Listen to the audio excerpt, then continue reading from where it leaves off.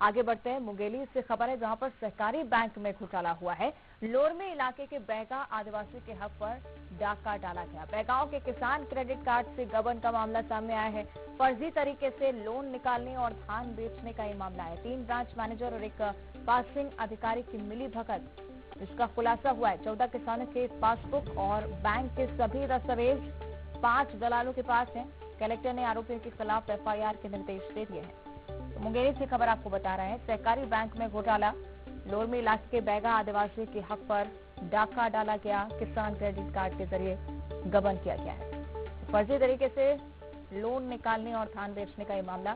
3 branch manager और एक passing अधिकारी की बड़ी मिली भगत, जिसका खुलासा हुआ है। आरोपी के खिलाफ एफआईआर के निर्देश जारी हो चुके हैं। जो बैगा आदिवासी किसान हैं, उनके बिना नॉलेज के उनकी जमीन पे धान को बेच दिया गया और पैसे भी निकाल लिए गए उनके खाते में। ये कहीं ना कहीं इसमें ये बात प्रथम दृष्टया सामने आई है कि ये जानबूझ के किया गया और गलत काम हुआ है। इसके लिए प्रॉपर रिपोर्ट मंगाई गई, जांच की गई और जांच उपरांत एसडीएम को निर्देश दे दिए गए हैं। वो संबंधित थाने से समन्वय स्थापित करके एफआईआर की कार्रवाई करा रहे हैं। और इतना ही नहीं, एफआईआर ही नहीं, उसके उपरांत हम यहाँ भी नहीं रुकेंगे। हम इंश्योर करेंगे कि इस तरह के जो बैड प्रैक्टिसेस होते हैं। तो ये मामला आपको बता रहे हैं मुंगेली का सहकारी बैंक घोटाला। इस पर और ज्यादा जानकारी हम लेंगे। सहयोगी प्रशांत शर्मा हमारे साथ लाइव जुड़ रहे हैं। प्रशांत, तो निश्चित तौर पर जन जागरूकता की बहुत ज्यादा जरूरत। बैगा आदिवासी जिनके हक पर डाका डाला गया, क्या कुछ हुआ?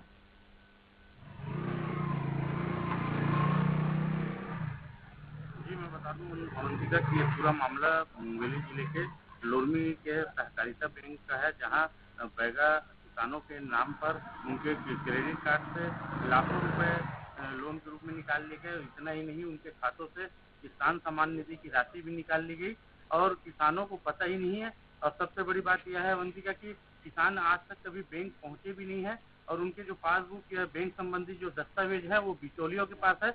और बिचौलिया और बैंक जो संबंधित अधिकारी कर्मचारी हैं, उनकी मिली भगत से लाखों रुपए का वारा न्यारा कर लिया गया है। और जब मामले का खुलासा हुआ है, उसके बाद जो कलेक्टर है उन्होंने एफआईआर के निर्देश दिए हैं। इस समय हम कोऑपरेटिव बैंक के ही सामने मौजूद हैं। आप देख सकते हैं कि किसान भी यहाँ कुछ मौजूद है।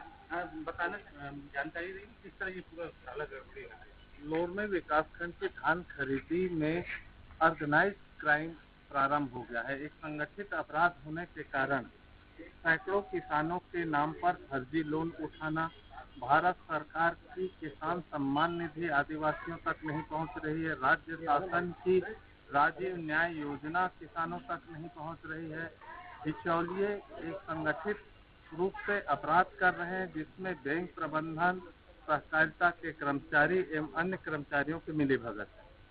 किस तरह बैंक में कार्य हो रहा है, किस तरह लोग आप लोगों को राहत कि बैंक किसानों के हित के लिए बनाया गया था, लेकिन ऐसा महसूस होता है कि इसमें कुछ लोग मिलकर, बिचौलिए और जो दलाल है वो मिलकर इस बैंक को चला रहे हैं और किसानों के नाम पर फर्जी खाता खोलना, लोन लेना, उसके बाद वो जितने भी उनकी सम्मान निधि के पैसा है, जो भी प्रदेश और केंद्र सरकार से आ रही है, वो सारे पैसों का दुरुपयोग करना। यहाँ तक उनको पता ही नहीं है, गरीब बैगा आदिवासियों को इतना भी नहीं पता है कि उनका खाता है, कि उनके नाम से कुछ बेचा गया है। निश्चित रूप से इस बैंक में जितना बड़ा घोटाला पहले दृष्टिकोण में 35-40 लाख का है, लगता है धीरे परत दर परत अगर खुलेगा तो करोड़ों का मामला आने की संभावना है। और कलेक्टर ने जांच के आदेश दिए और हम जांच की मांग करते हैं और जो भी काम में है उन सबके खिलाफ कार्रवाई होनी चाहिए।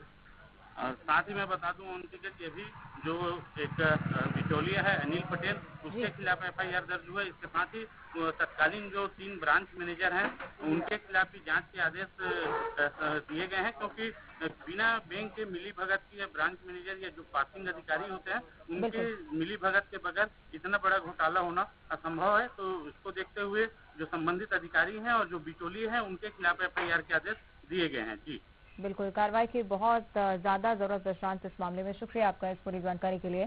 तो इस तरह से